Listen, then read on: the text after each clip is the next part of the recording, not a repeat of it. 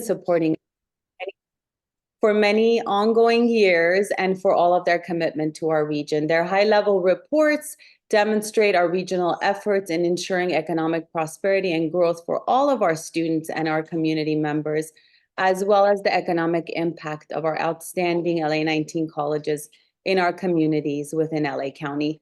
Lastly, I really want to express my gratitude for Sheila for her dedication, providing support, collaboration, organization, for everything that she does as it relates to ensuring that our efforts are really aligned with utilizing data efficiently, effectively to drive student success and outcomes. Thank you once again for being here and spending your hour with us. Sheila, the virtual floor is all yours. Thank you so much, Dr. McKeegan, and thank you all for joining. I'm really happy that it's a packed room. So I won't keep us up, but I'll just kind of give a brief overview of our agenda. If you can move to the next slide, thank you. So we're going to first start with the Economic Impact Study Deep Dive.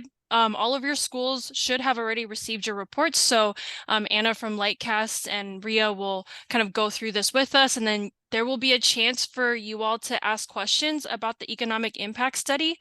And then after that, Rachel from Lightcast will talk about the alumni outcomes work that you all have pulled for this project, and then also a chance for Q&A afterwards. So with that, I'm just going to pass it over to Anna and Ria. Great. Thank you so much, Sheila. Hi, everyone. I would like to echo the thanks for having us here at the room. We're really excited to talk about this really important work that we have partnered with all 19 colleges for. So what I'm going to talk about today is really to dive into the economic impact study and really the overview of the results themselves, as well as how we got to them, and then how we find that they're used the best. So from there, we will move on to the next slide here. A little bit about Lightcast, in case you're not as familiar with us. You might have heard about us as being either MZ or Economic Modeling Specialist, or EMSI. We went by about 3 different names, or as Burning Glass. Both companies we merged together, and so now we are Lightcast. And we have been working with higher education institutions for over 20 years. And over that time, we have completed over 3,000 economic impact studies. Our model was created to help talk about the value specifically to community colleges. And from there, we were able to then develop out additional types of tools, software, and other services that colleges are able to use. For example, we have a career pathways tool that over 2 million students used in 2020. We've worked with several Aspen Prize finalists, with 7 out of 10 receiving an economic impact study from us, and all Aspen Prize finalists being a Lightcast customer. So we love working within the community college space, and we really feel deeply about helping colleges talk about their value. So what is an economic impact study? That's what I'm going to start off by setting the stage off here of what it is.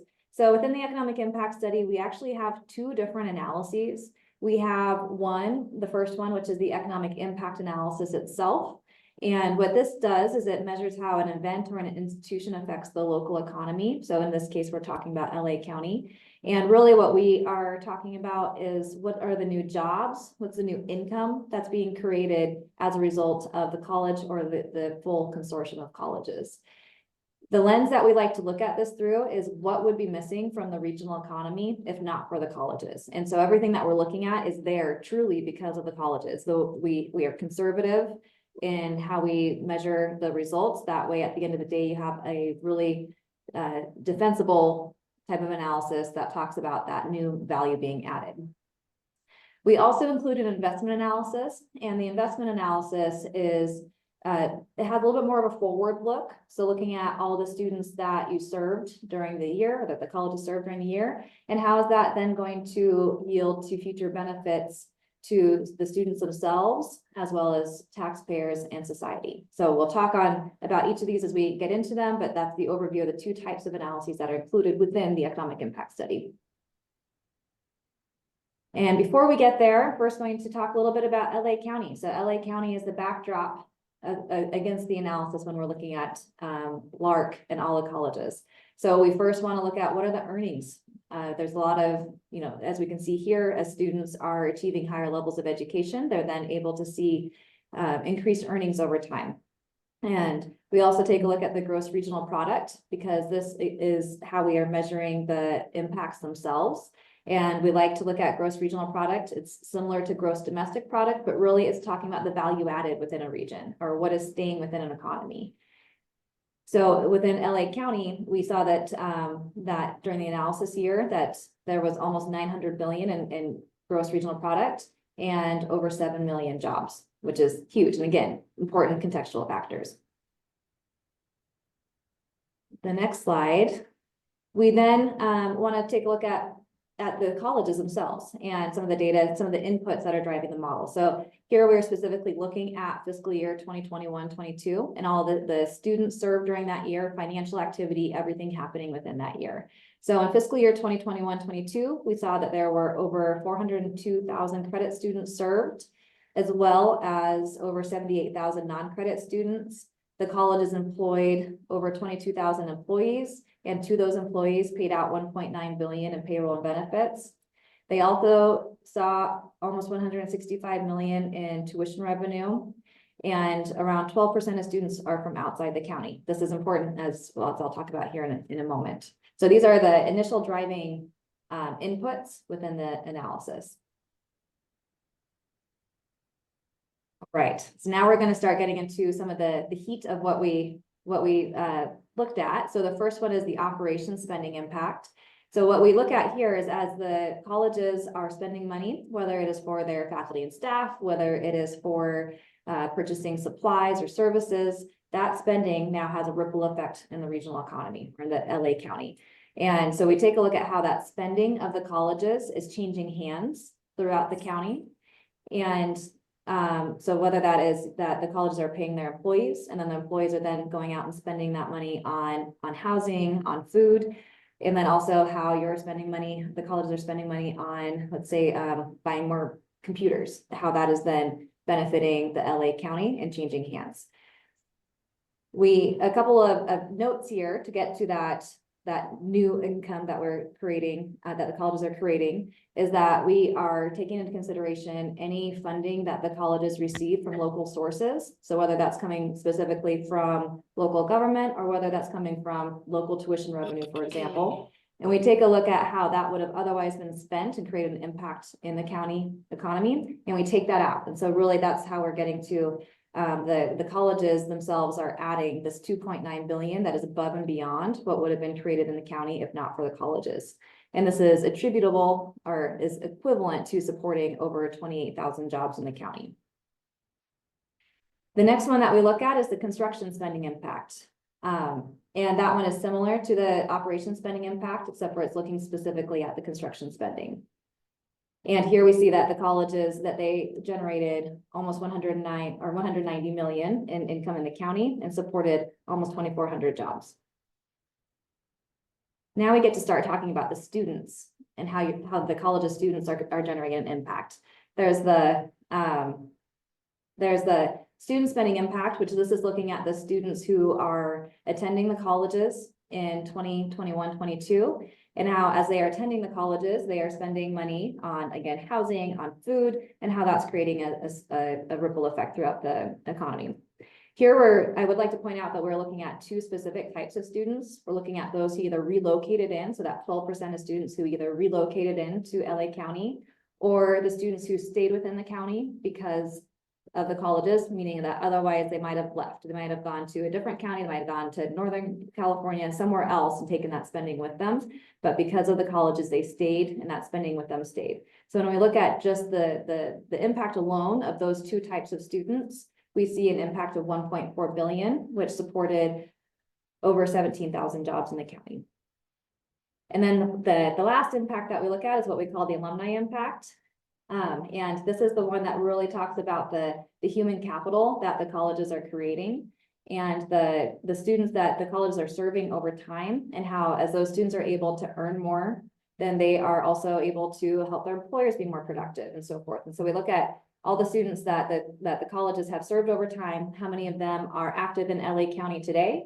And we see that those alumni are generating about 18.7 billion in county income, which is equivalent to supporting almost 194,000 jobs in the county, which is huge. And it really talks to that workforce development type of impact that the colleges have in LA County.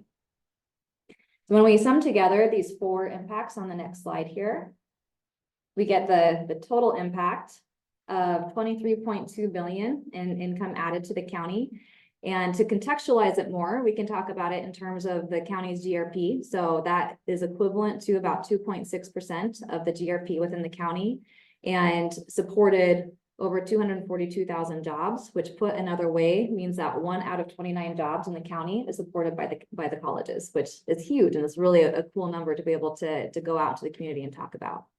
We're also able to look at the types of industries that the colleges are impacting. And we see that healthcare and social assistance is one of the biggest ones that the colleges is help supporting. So that's the economic impact part. Now we'll switch gears and talk about the investment analysis. And here again, this is where we're taking a little bit more of a future look. And so first we start with the students who the colleges served in fiscal year 2021-22, and how as a result of that 1 year that they spent at the colleges, how that is going to increase their lifetime earnings. And so we project that increased earnings out across their working life. We bring that back, look at it compared to the cost that they paid out in terms of tuition and fees. We also take into consideration what we call opportunity costs. And so knowing that a lot of your students, they gave up work in order to attend the colleges. And so we want to take that into consideration to get a much more holistic cost to the students. So when we take into consideration both those benefits in terms of higher future earnings and their costs, we have a benefit cost ratio of 6.9, meaning that for every $1,000 that the students are spending or incurring, then they will see $6,900 back across their working life. The next stakeholder that we look at are taxpayers. And so here we are looking at, again, from the students who were served during the analysis year, how their increased earnings, increased productivity are going to increase the tax base. So we look at that future tax revenue. And we also include what we call government savings, which is where we take a look at the literature that is tying higher levels of education to reduced unemployment, reduced crime, reduced drug and alcohol use, and how that ends up saving the government money. And so we factor that in. And so when we look at those benefits of 3.9 billion, and we compare that to the state and local funding that the colleges received, we have a benefit cost ratio of 1.5, meaning that for every dollar that state and local government are investing in the colleges, they will receive $1.50 back over time. And then the final stakeholder that we look at is society as a whole across California. And it's similar to the taxpayer perspective, but here we're looking at just kind of all the activities. So the full growth in state economic base, all future earnings, we include the taxpayer revenues, and then private and social savings. And then we compare that back to all the expenditures that the students and the colleges paid out during the year, and we have a benefit cost ratio of 10.5. So again, very powerful results across all the colleges here. So to kind of recap, when we look at the economic impact there on the left, we see that the colleges add 23.2 billion in income to the county, which represents 2.6% of the county's GRP and supported over 242,000 jobs. And then when we look at the investment analysis, we see that students will receive $6.90 back for every dollar that they are investing or incurring. Taxpayers will see $1.50, and society across California will see $10.50 back. So now, how do you use these results? You know, there's a lot that can be shown here on the next slide of a couple examples of how colleges are really able to use these results to gain additional community, state, internal type of support. So whether it's sending the executive summary to state legislators or partnering with local business partners, sharing the results with state and local media, publishing the results through flyers or newsletters, using social media, or even using the results for grant writing. There's a lot of different ways that the analysis can be helpful in really being able to demonstrate the value for many, many different types of purposes. And here are a couple examples here. Sometimes a college will take the results and create their own kind of fact sheet, or they'll create a web page, or they will create a whole new publication. And then on the next slide here, there's a couple of other examples too, whether it's creating a press release, using the social media, or securing some additional funding as well. So again, a lot of different ways that the results can be shown and shared.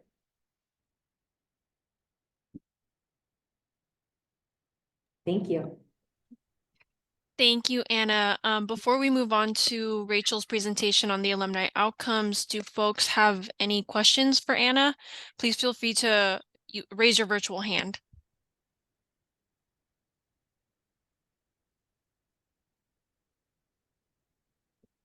It's a shy bunch. I'm sure you all will have questions later on.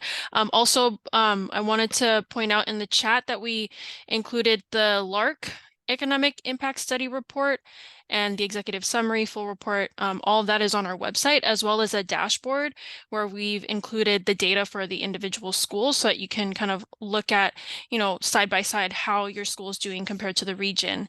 Yeah. All right. And I see there is a question about the press kit that should be included within the report package that you receive, but if not, let me know and I can make sure that you get it. Great. Awesome. And then we'll make sure that all those things are shared out.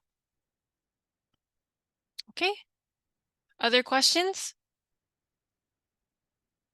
All right, go ahead, Rachel.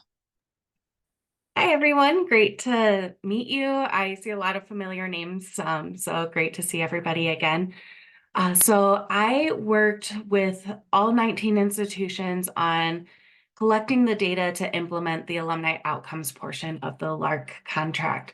So if we go to the next slide, the way we collect data is I met with each institution individually and went over the data we needed from student and, if available, alumni databases, and we matched that information against our profile database. Lightcast profile database has over 140 million online profiles. These are scraped from over 100 different websites. Most common one people think of is LinkedIn, but websites where your alumni are creating professional profiles, putting their employment history on their profiles, education history. So then we return that information back to the individual institutions and the aggregate in the form of Excel files and the web tool. So if we go to the next slide. So the Excel subscription, each institution received their own data file and analysis file, and then LARC received the same data and analysis file with all 19 institutions' data in a depersonalized version. So no PII was sent to LARC, but each individual institution received their PII. So the data file in the next slide is just one big block of data. This is where you'll be able to see your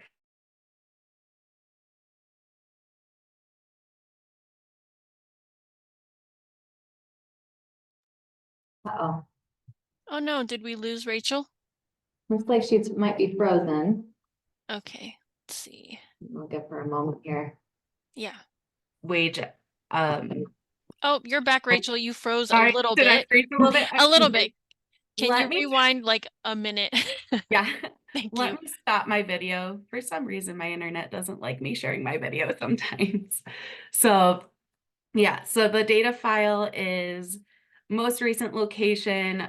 First section of employment history is most recent employment, wage estimates broken up into 10th, 50th, 90th, average, and age adjusted wage estimates, which I'll go over in the web tool on what the potential and estimated wages are, skills your alumni say they have. And then the next file, the analysis file, is a slicer data map. So this is where you can really get into that raw data and analyze based on program name, academic unit.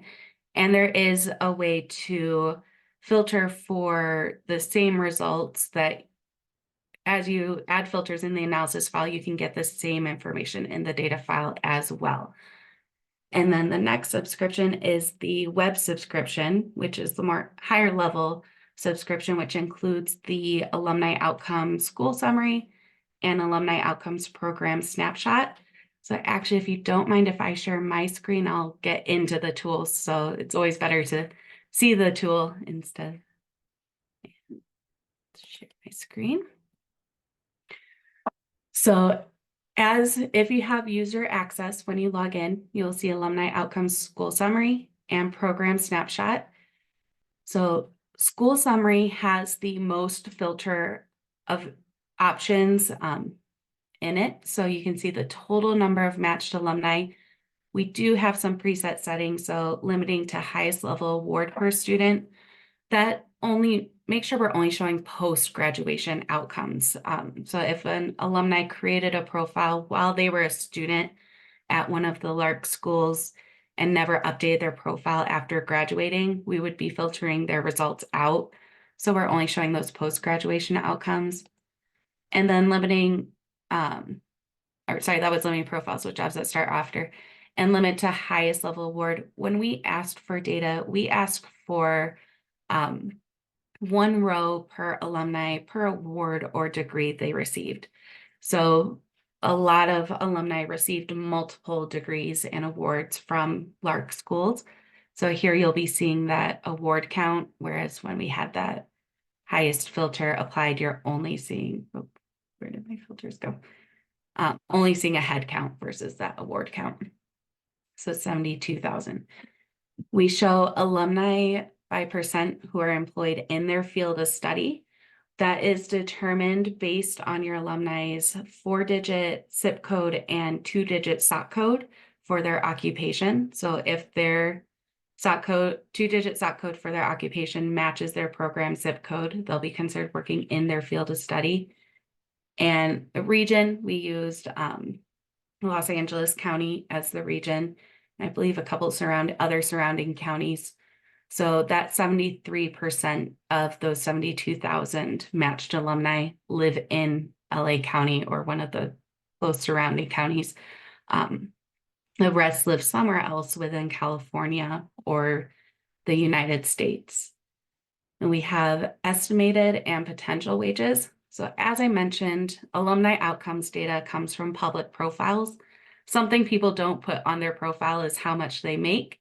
So we've come up with a way to get as close to what we think your alumni are making.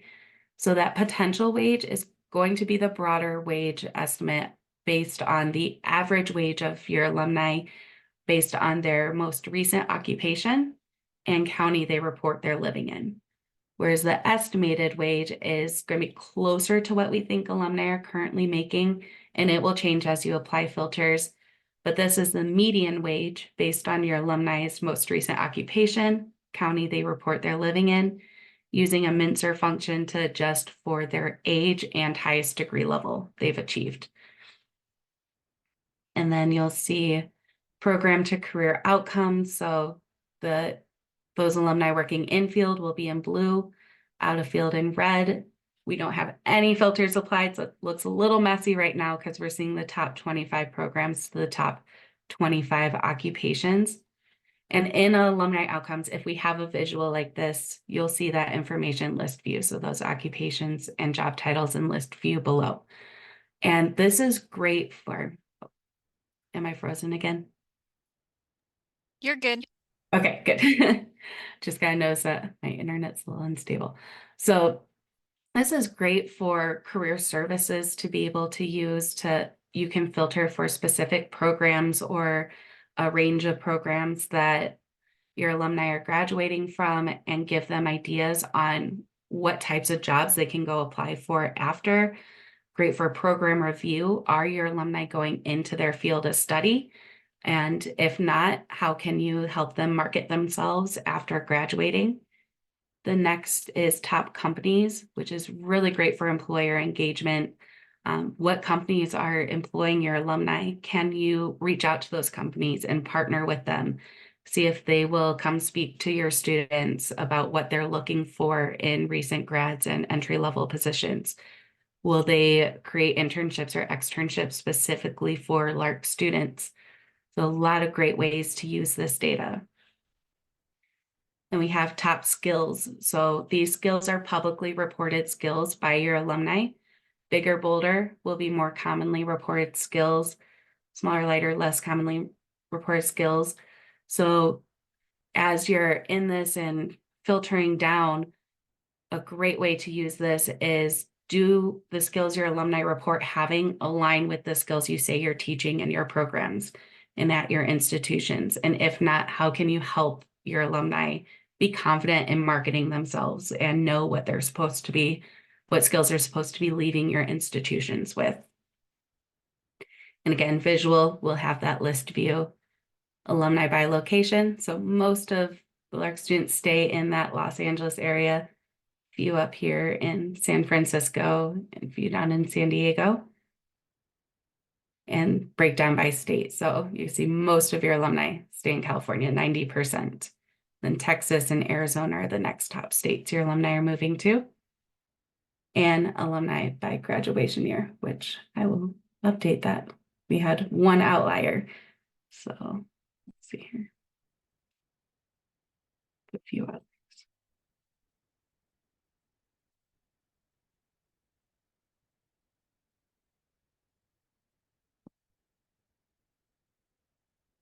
And last,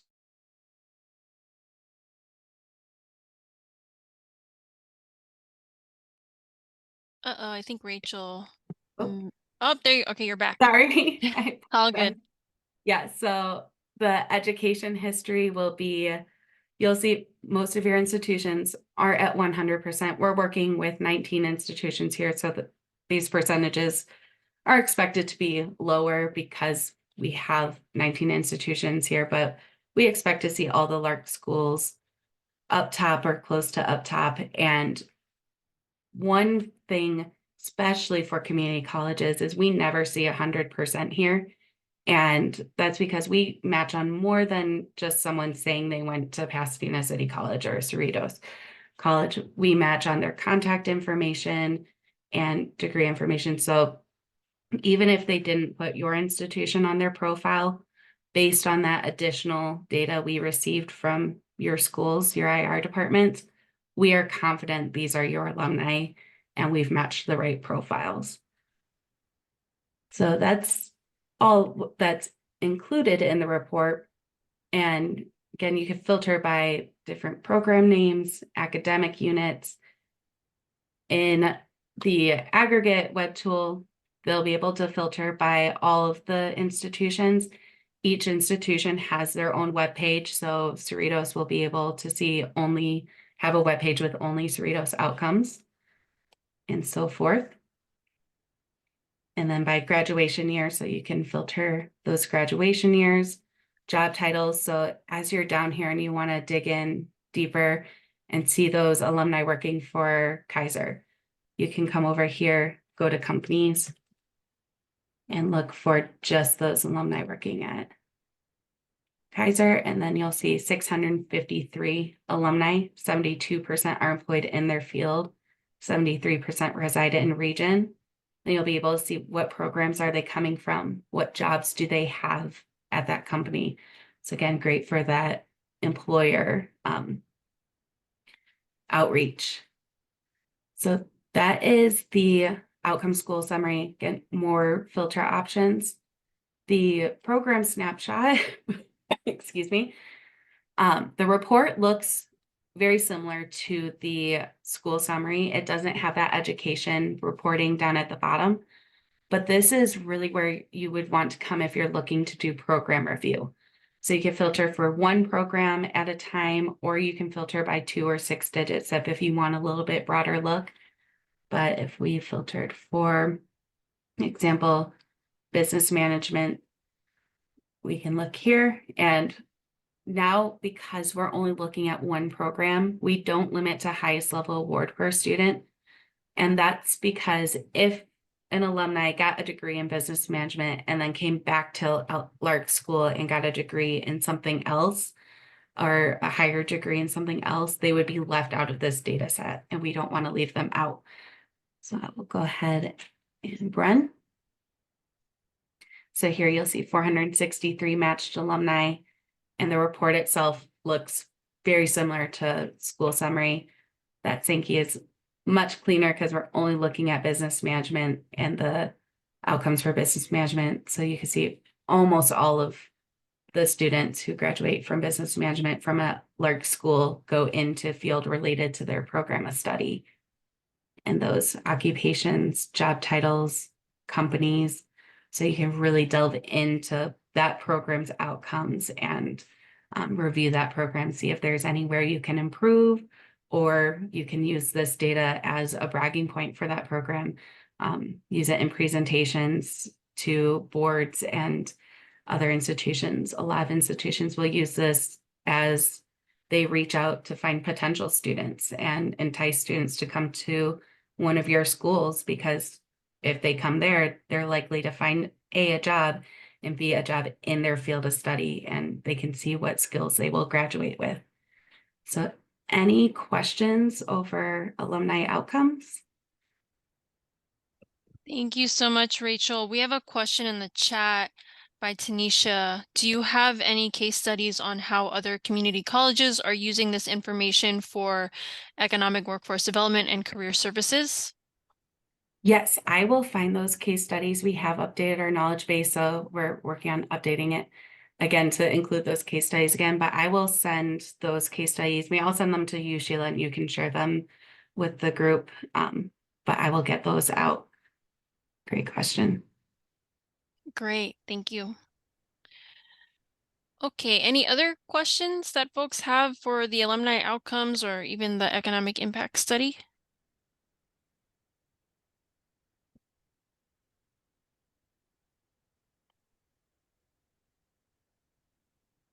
Okay. Alicia, if you can share the last slide for me so I can go to the resources.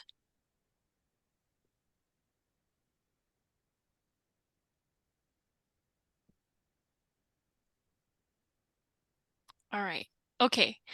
So before we close out, I just wanted to point you all to some resources on the LARC website that feature a lot of the data that Lightcast has produced for us, and based on the data you all pulled so that we could actually produce these reports. So the first one here is the Economic Impact Study dashboard, which I linked earlier, so that you can look at your school's data compared side by side with the region. And then we have an alumni outcomes dashboard that features the alumni data that Rachel went over. We did have an update to the data in December, I believe. I think that's when you sent those over to the schools, Rachel. This dashboard, we're still working on updating this dashboard. So stay tuned. It will be updated to feature the latest data. And then, of course, the last QR code here is all of the other dashboards that exist under our LARC toolkits. So we'll follow up with the toolkits and the different resource knowledges that Rachel mentioned, and then we'll send those out to everyone. With that, does anyone have any final questions before we close out? All right. Thank you all for joining us. We really appreciate it. And thank you, Anna and Rachel, for your time. Thank Yes, you. thank you for your time. Great. Have a wonderful day, everyone.